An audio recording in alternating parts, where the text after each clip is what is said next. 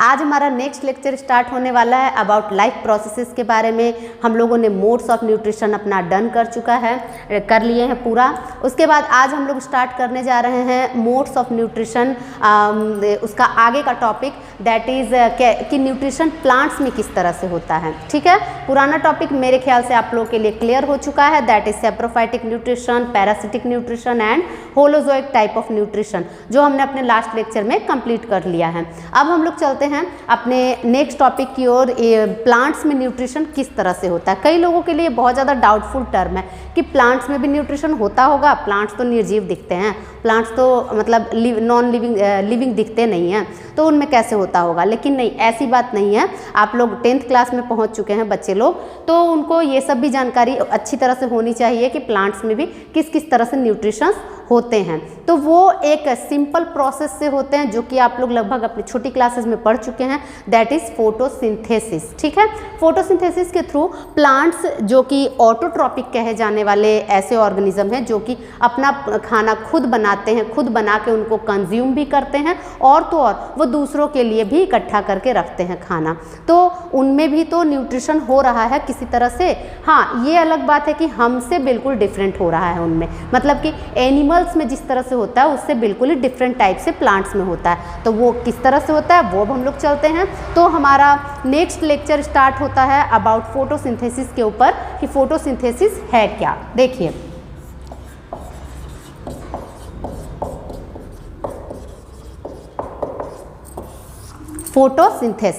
Photosynthesis में आपको दो वर्ड्स मिलता है। इसको अगर हम लोग ब्रेक डाउन करें तो दो वर्ड्स हैं, फोटो एंड सिंथेसिस। एक है द फोटो वर्ड और एक है द सिंथेसिस वर्ड। फोटो का मीन्स होता है लाइट और सिंथेसिस का मतलब है कि कुछ बनाना, संश्लेषण करना। ठीक है, प्रकाश संश्लेषण, मतलब कि इस प्रोसेस में हमेशा लाइट एनर्जी लेकर के प्लांट्स अपने अंदर कुछ ना कुछ बनाते रहते हैं, मतलब अपना खाना बनाते रहते हैं। ठीक है, इन द फॉर्म ऑफ कार्बोहाइड्रेट, जिसको हम लोग सिंपलेस्ट फॉर्म में ग्लूकोज के नाम से जानते हैं। तो अब हम लोग चलते हैं इसके सबसे पहले एक छोटे से रिएक्शन की ओर, जो कि काफ़ी ज़्यादा इंपॉर्टेंट टॉपिक है आप लोग के लिए। उस रिएक्शन के थ्रू ही हम लोग इसका डेफिनेशन भी क्लियर कर लेंगे। तो देखिए, इसका रिएक्शन है 6CO2 plus 6H2O,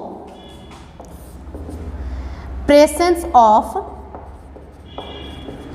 light and chlorophyll, then C6H12O6 plus 6O2। ठीक है, ये है इसका टोटल रिएक्शन। लेकिन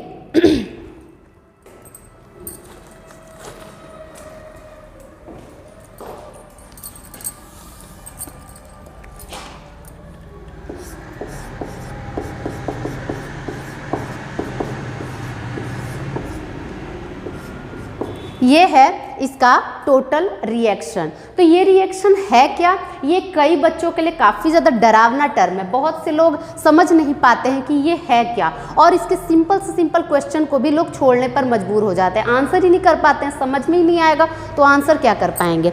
हाँ, इसमें एक और चीज़ कई बच्चों के लिए रहता है डाउटफुल कि मैम इसमें तो वाटर भी निकलता है, वाटर भी रिलीज होता है। तो हाँ, वाटर रिलीज होता है। अब प्लांट के पास जितना रिसोर्स होगा उस अकॉर्डिंग वो वाटर का कंजम्पशन करते हैं। वाटर का जितना कंजम्पशन जरूरी है उतना वो कर लेते हैं, और जो एक्स्ट्रा बच जाता है वो एक्स्ट्रा निकल जाता है। अगर हम लोग यहाँ पे वाटर मॉलिक्यूल्स को 6 की जगह 12 लेते तो वाटर मॉलिक्यूल्स एक्स्ट्रा निकलता ना। तो उस तरह से यहाँ अगर हम लोग 12 कर दें तो यहाँ पे प्लस 6H2O हो जाएगा। ठीक है, तो ये भी इक्वेशन अगर आप लोग दें एग्जाम्स में तो वो भी गलत नहीं होगा। ठीक है, तो कई लोगों के लिए ये डाउटफुल टर्म है। लोग सोच लेते हैं कि मेरा ही इक्वेशन गलत लिखा हुआ है। अगर हम यहाँ पे 12 की जगह 6 लिखें और यहाँ 6H2O ना दें तो भी हमारा इक्वेशन रॉन्ग नहीं होगा, वो भी हमारा सही इक्वेशन है। ठीक है, तो वो आप लोगों के ऊपर है, आप लोग किस तरह से इसको लर्न रख रहे हैं। आप लोग समझ करके पढ़ रहे हैं या रट्टा मार के पढ़ रहे हैं। ठीक है, तो अब हम लोग चलते हैं इसके आगे के टॉपिक की ओर। इस रिएक्शन में आप लोग को बहुत सारी चीज़ों की जानकारी होना सबसे पहले ज़रूरी है। सबसे पहले आप लोग को जानकारी होना चाहिए कि फोटोसिंथेसिस का साइट क्या होता है, साइट ऑफ फोटोसिंथेसिस होता क्या है।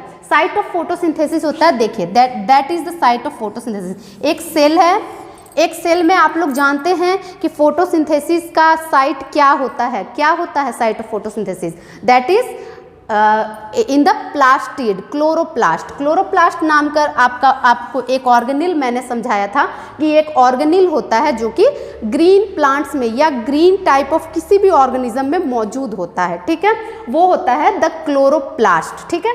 अब ये क्लोरोप्लास्ट, इसको हम लोग एक अलग से निकाल करके देखते हैं कि ये क्लोरोप्लास्ट एक्चुअली में है क्या। देखिए ये क्लोरोप्लास्ट कुछ इस तरह से बना हुआ टर्म है जिसमें कुछ इस तरह से अरेंजमेंट्स रहते हैं, ठीक है,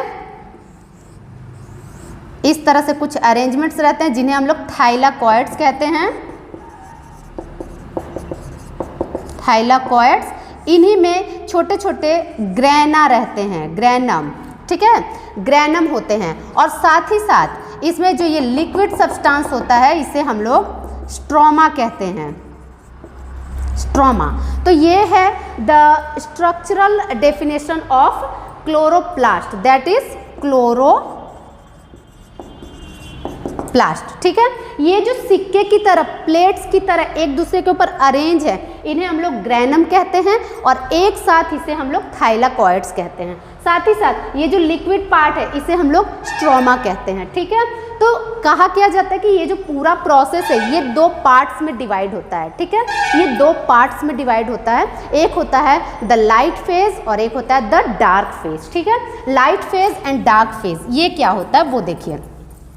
ये एकदम सिंपल सा टॉपिक है आप लोगों के लिए, क्योंकि आप लोग 10th के स्टूडेंट से बहुत ज़्यादा डिटेल्स मैं नहीं बताने वाली हूँ, लेकिन जो भी बताऊंगी क्लियरली आप लोगों को समझना है, ठीक है। देखिए एक होता है द लाइट फेज और एक होता है द डार्क फेज। नाम से ही आप लोगों को समझ में आ जा रहा होगा, light phase and dark phase. Light phase का मतलब क्या है, लाइट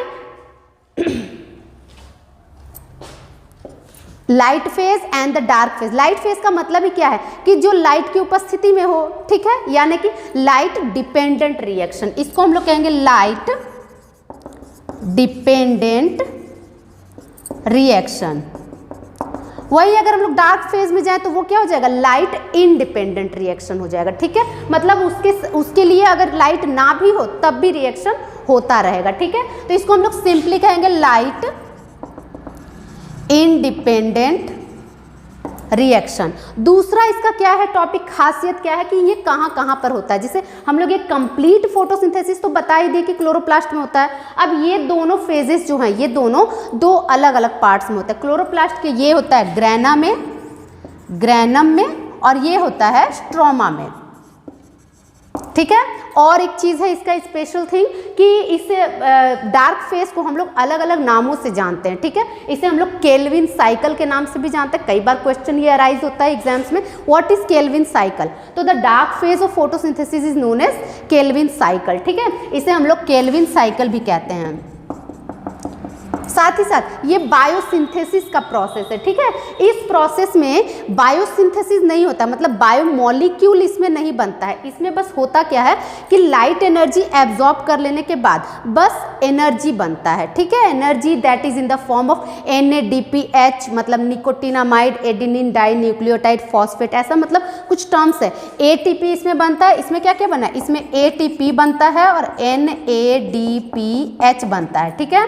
NADP या NADPH बनता है इसमें, मतलब कि एनर्जी बस बनता है। और यही डार्क रिएक्शन में क्या बनता है, डार्क रिएक्शन में डार्क फेज में बनता है सिंपल, इसमें बायोसिंथेसिस होता है, इसलिए इसको हम लोग बायोसिंथेटिक प्रोसेस भी कहते हैं, ठीक है। इसे हम लोग केल्विन साइकिल और बायोसिंथेटिक प्रोसेस भी कहते हैं, ठीक है।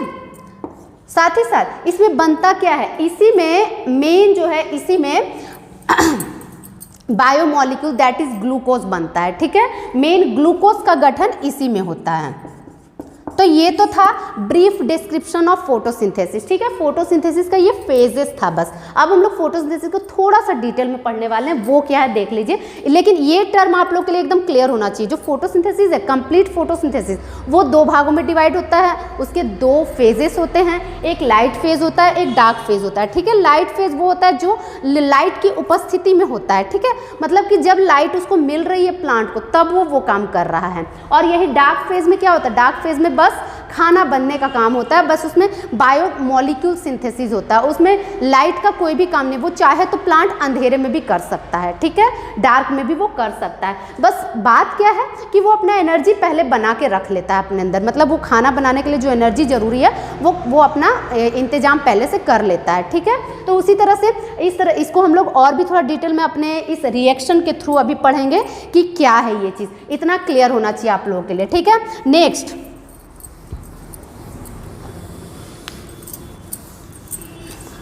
अब हम लोग चलते हैं अपने इस रिएक्शन की ओर, ठीक है। इस रिएक्शन में करते हैं फोटोसिंथेसिस का छोटा सा definition, that is the process, the biochemical process, ठीक है। बायोकेमिकल क्यों इसे कहेंगे, क्योंकि ये बायोटिक ऑर्गेनिज्म के अंदर होता है। और दूसरी बात केमिकल क्यों कहेंगे, क्योंकि इसमें केमिकल इक्वेशन होता है। तो केमिकल इक्वेशन क्या होता है, देखिए, the biochemical process in which the green organisms can make their own food with the help of inorganic substances, ठीक है। the green organisms can make their own organic material, that is glucose, with the help of inorganic substances, that is carbon dioxide and water, in the presence of light and chlorophyll, ठीक है। एक छोटा सा definition है जो आप लोगों को समझना है अच्छी तरह से। इसमें हो क्या रहा है, ग्रीन ऑर्गेनिजम्स, यानी कि हम ये तो नहीं कह रहे कि सिर्फ प्लांट्स बना रहे ये चीज़, ग्रीन ऑर्गेनिजम्स, इनमें एनिमल्स भी आ सकते हैं जो कि ग्रीन होते हैं, ठीक है। ग्रीन ऑर्गेनिजम्स जो कि क्या बना रहे हैं, इनऑर्गेनिक सब्सटेंसेस, कार्बन डाइऑक्साइड और वाटर के हेल्प से प्रेजेंस ऑफ लाइट और क्लोरोफिल में वो organic material, that is glucose बना रहे हैं, ठीक है, ग्लूकोज बना रहे हैं। और बाई प्रोडक्ट के रूप में इसमें क्या निकल रहा है, ऑक्सीजन निकल रहा है एयर में वापस, ठीक है, एक्स्ट्रा रूप में। तो देखिए इस प्रोसेस में आप लोगों को डेफिनेशन तो एकदम क्लियर हो जाना चाहिए, डेफिनेशन में तो कोई डाउट रहना ही नहीं चाहिए। इस डेफिनेशन के बाद लास्ट में हम लोग ये भी आंसर करते हैं कि in this process oxygen is liberated in the form of by product, ठीक है। अब क्वेश्चन आता है कई बार बोर्ड एग्जाम्स में कि जो ऑक्सीजन इसमें लिबरेट होता है वो ऑक्सीजन कहाँ से निकलता है, ठीक है। तो ये चीज़ तो मेरा काम है आप लोग को अच्छी तरह से समझाना। तो देखिए इसको क्लियरली समझिए क्या है। यहाँ पर होता क्या है कि जो CO2 है वो CO2 जा करके उसमें हाइड्रोजन ऐड हो जाता है। तो आप लोगों ने कभी केमिस्ट्री में ये टर्म पढ़ा होगा कि जब हाइड्रोजन किसी थिंग के साथ ऐड हो जाता है तो वो कौन सा प्रोसेस कहलाता है, वो कहलाता है द रिडक्शन प्रोसेस, ठीक है। यहाँ पे क्या हो गया, रिडक्शन हो गया, किसका, कार्बन डाइऑक्साइड का ग्लूकोज में रिडक्शन हो गया। और इसी तरह से अगर हम लोग एक दूसरा इक्वेशन यहाँ पे देखें तो दैट इज H2O जो है वो O2 में ऑक्सीडाइज्ड हो जाता है, ठीक है। तो H2O will be oxidised in O2, ठीक है।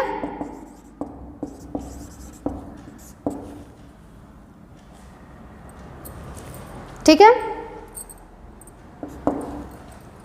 तो ये है एक सिंपल डेफिनेशन अबाउट फोटोसिंथेसिस। इसमें कई तरह का क्वेश्चंस आप लोग को मिक्स रूप से मिलेगा। है तो बहुत सिंपल चैप्टर, लेकिन इस सिंपल चैप्टर में भी इतनी सारी चीज़ें आप लोगों को जानकारी देने के लिए कि वो जितना भी मैं दूं लगभग मेरे लिए थोड़ा बहुत आप लोगों के लिए कुछ छूट ही जाएगा उसमें। तो देखिए क्या क्या है, अब आगे और थिंग्स क्या है। तो question will arises as they in the form of कि जो ग्लूकोज बनता है वो किसका चेंज रूप है, ठीक है। तो वो है कार्बन डाइऑक्साइड का रिफॉर्म रूप। नेक्स्टली जो ऑक्सीजन निकलता है वो किससे निकलता है, तो वो वाटर से निकलता है। नेक्स्टली और क्वेश्चन आता है जो एक्स्ट्रा वाटर वेपराइज्ड होता है प्लांट में, वेपराइज्ड वाटर वो कहाँ से निकलता है, उसका भी आंसर है सिंपल, वो कौन सा वाटर है एक्चुअली में। प्लांट लिया तो था कुछ वाटर, मतलब कि कुछ ज़्यादा वाटर वो नीचे से एब्जॉर्ब कर लिया ज़मीन से, ठीक है। लेकिन ऐसा तो जरूरी नहीं कि वो सारा का सारा वाटर उसके खाना बनाने में यूज़ हो जाएगा, नहीं होता है। तो जो एक्स्ट्रा वाटर उसका बच जाता है वो वाटर क्या हो जाता है, वो वेपराइज्ड हो जाता है, ठीक है। तो कौन सा वाटर वेपराइज्ड हुआ, जो एक्स्ट्रा वाटर वो ज़मीन से एब्जॉर्ब किया था वो वेपराइज्ड हो जाता है, ठीक है। तो वाटर का ही मॉडिफाइड फॉर्म है ना वो वेपराइज्ड वाटर, ठीक है। तो इस तरह से हम लोग इस फोटोसिंथेसिस को एक सिंपल इक्वेशन के थ्रू सिंपली समझते हैं कि क्या क्या टर्म्स इसमें इंक्लूड है। अब देखिए इसमें और भी क्वेश्चंस है, कई सारे क्वेश्चंस इसमें अराइज होते हैं।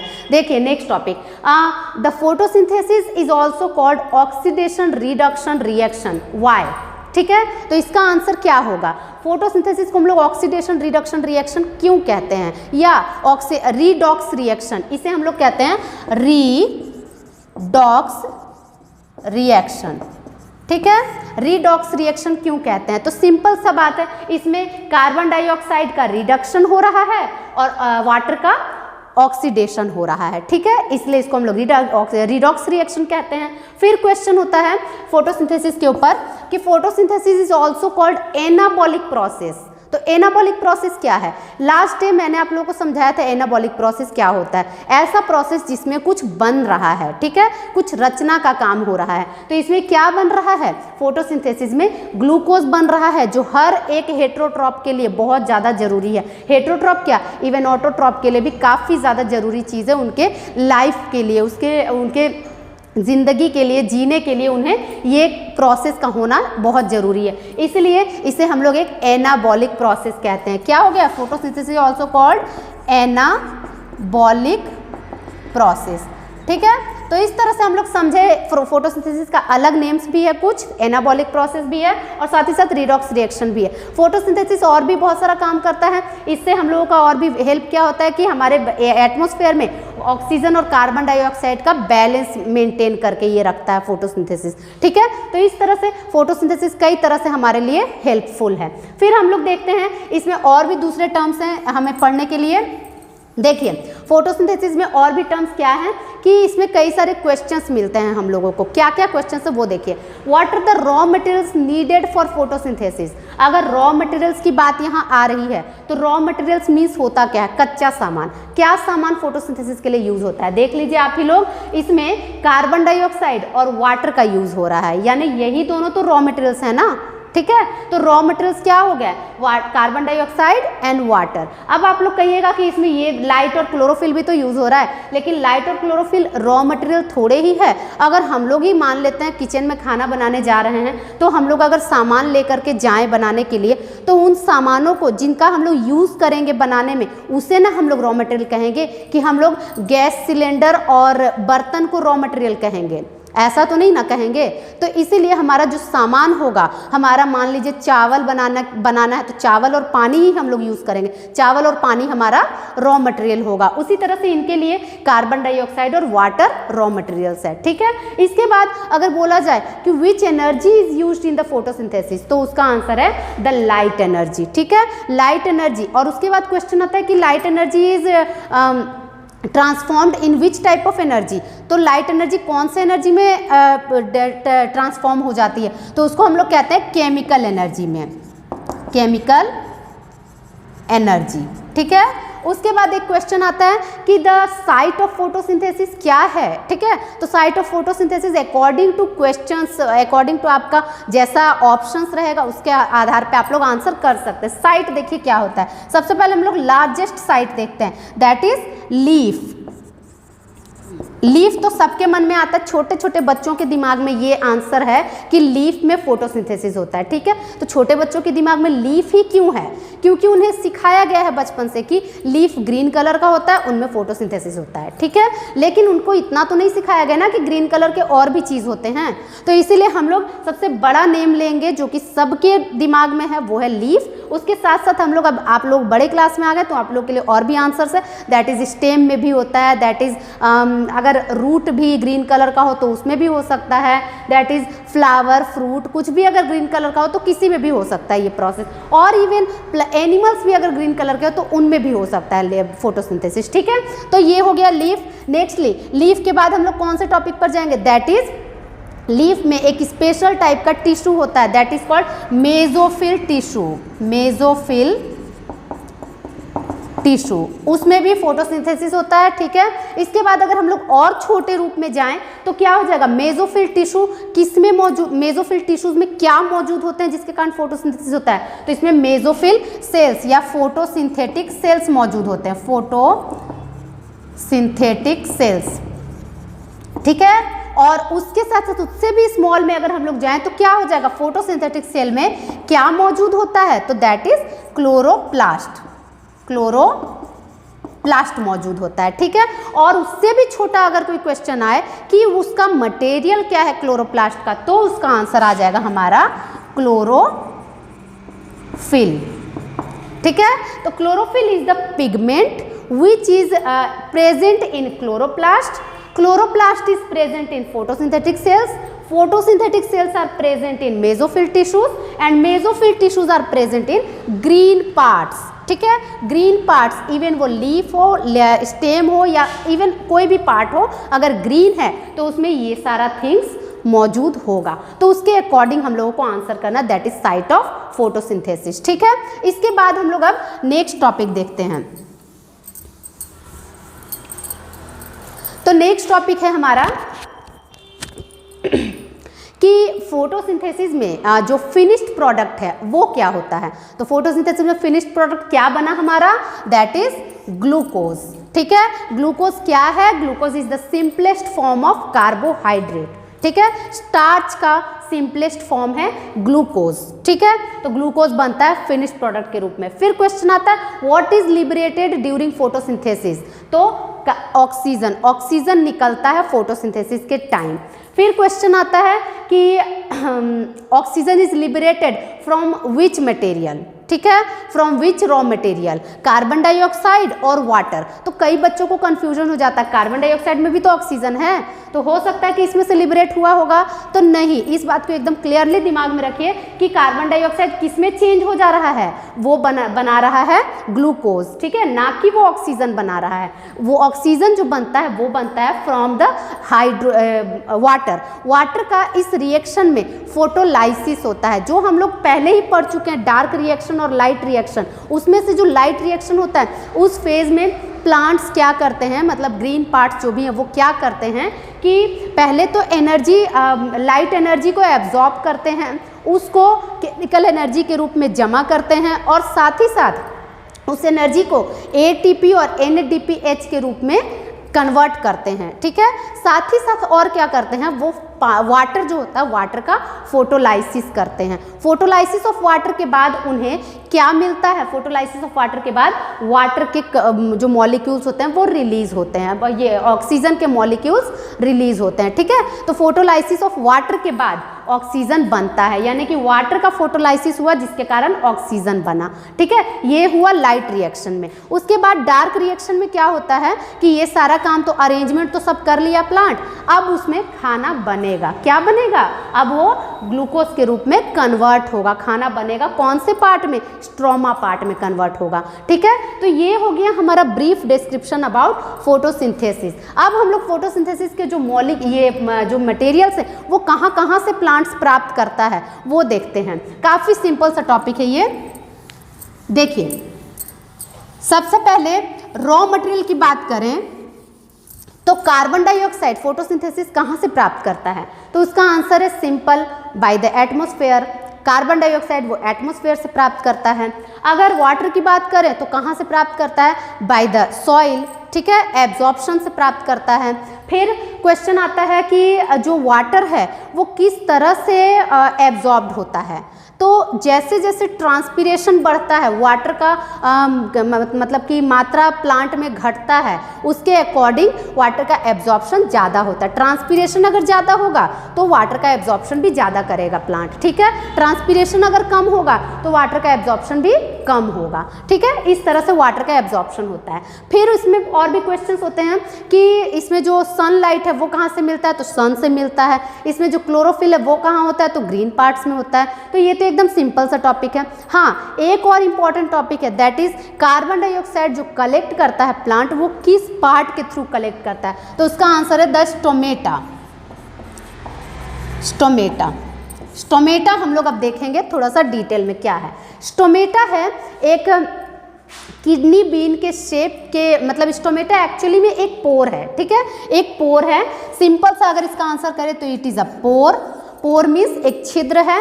वो पोर किससे ढका हुआ रहता है? वो गार्ड सेल्स से ढका हुआ रहता है। देखिए किडनी बीन शेप के कुछ एक दो गार्ड सेल्स होते हैं जो स्टोमेटल पोर को ढके हुए रहते हैं, स्टोमेटल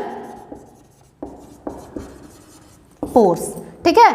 स्टोमेटल पोर ये है जो किडनी बीन शेप के दो गार्ड सेल से ढके हुए हैं। गार्ड सेल्स का काम क्या है? स्टोमेटा का ओपनिंग और क्लोजिंग को मतलब गार्ड करना, ठीक है। ओपनिंग और क्लोजिंग कब होना चाहिए कब नहीं होना चाहिए वो गार्ड सेल्स गार्ड करते हैं, ठीक है। इसी के ऊपर वो डिपेंड करता है, गार्ड सेल्स के ऊपर। गार्ड सेल्स अगर फूल कर मोटे हो जाएंगे, टर्जिड हो जाएंगे, तब स्टोमेटा खुल जाएगा, ओपन हो जाएगा। गार्ड सेल्स में जब पानी भर जाएगा, वो फूल जाएगा, तब स्टोमेटा खुल जाएगा, ठीक है। और गार्ड सेल्स यही जब ढीला, मतलब उसमें से पानी जब निकल जाएगा, जब ये पिचक जाएगा, स्ट्रेट जब हो जाएगा गार्ड सेल्स, ठीक है, स्ट्रेट, तो इसका पोर क्या हुआ?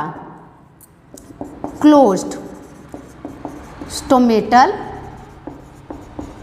पोर्स, ठीक है। तो according to conditions guard cells जो होता है वो अपने पोर्स को बढ़ाता है, मतलब स्टोमेटल पोर्स को ओपन करता है या स्टोमेटल पोर्स को क्लोज करता है, ठीक है। जैसा कंडीशन हो, अगर उसको कार्बन डाइऑक्साइड को एटमॉस्फेयर से लेना है या वाटर को बाहर करना है, तब वो स्टोमेटल पोर को खोलेगा। अगर नहीं करना है ये सब काम, मतलब उसको अपना वाटर बैलेंस बना के रखना है अंदर ही अंदर, तो वो क्या करेगा? स्टोमेटल पोर को क्लोज रखेगा, क्योंकि वाटर अगर ज़्यादा लॉस हो जाए तो डेजिकेशन हो जाएगा ना, प्लांट में सूखापन आ जाएगा, इसलिए वो पोर्स को लगभग बंद करके रखता है, ठीक है। तो इस तरह से हम लोग स्टोमेटल पोर्स का टॉपिक क्लियर करते हैं। स्टोमेटा किससे बना हुआ है? Stomatal pore is covered by 2 kidney bean shaped guard cells. इसको हम लोग कहते हैं गार्ड सेल्स, ठीक है। ये टोटली क्या काम करता है? ये opening and closing of stomata में हेल्प करता है गार्ड सेल्स, ठीक है। तो ये हो गया स्टोमेटा। स्टोमेटा कहाँ मौजूद होता है? ग्रीन पार्ट्स में मौजूद होता है, ठीक है। स्टोमेटा एक्चुअली में अगर इस तरह से हम लोग लीफ का स्ट्रक्चर बनाएं, देखिए this is a transverse section of leaf, ठीक है। लीफ का जो, अगर हम लोग लीफ का एक तरह से थिकनेस कह सकते हैं, इसका थिकनेस, ठीक है। एक लीफ का टुकड़ा हम लोग ले लिए, उसका ये थिकनेस है, ये वाला पार्ट। इसमें क्या है? सो देखिए इस तरह से बहुत सारे सेल्स मौजूद है। यहाँ पे कुछ पैलिसेड सेल्स मौजूद है, कुछ इसमें मेसोफिल सेल्स मौजूद हैं, मेसोफिल सेल्स, ठीक है। यहीं पर ये कुछ इस तरह से स्टोमेटल पोर्स होते हैं, इसको हम लोग कहते हैं स्टोमेटल पोर्स। ये आपके एनसीईआरटी बुक में, आपके एनसीईआरटी सिलेबस में इसका स्ट्रक्चर एक इजी ढंग से दिया हुआ होगा लीफ का, ठीक है। तो ये लीफ का स्ट्रक्चर भी कई बार क्वेश्चन में पूछा जाता है एग्जाम में, तो लीफ के स्ट्रक्चर को भी आप लोग थोड़े अच्छे से कर लीजिएगा। मेसोफिल सेल्स के बारे में, गार्ड स्टोमेटा कहाँ पर है, यहाँ पे एक क्यूटिकल बोल के पार्ट होता है, that is cuticle. This is upper epidermis, this is lower epidermis, मतलब जो लीफ का ऊपरी और निचला पार्ट जो होता है, जो कलर रहता है, उससे हम लोग अपर एपिडर्मिस और लोअर एपिडर्मिस कहते हैं। उसमें कुछ क्यूटिकल्स मौजूद होते हैं, वो भी एक तरह से पोर्स होते हैं जो मतलब कि किसी तरह से वाटर लॉस को बचाते हैं। वैक्सी पोर्स वो होते हैं, ठीक है, वाटर लॉस को होने से बचाते हैं। स्टोमेटल पोर्स भी वही काम करते हैं। इस तरह से इसका पूरा स्ट्रक्चर हम लोग पढ़ते हैं, दैट इज लीफ, ठीक है। तो फोटोसिंथेसिस का बेसिक जो टॉपिक था वो हमने आपको इस लेक्चर में कह दिया। अब हम लोग आगे का कुछ भी टॉपिक अगर आप लोगों का बच गया हो तो वो नेक्स्ट लेक्चर में इसको मेंटेन करेंगे हम। और आज के लिए बस इतना ही। Thank you.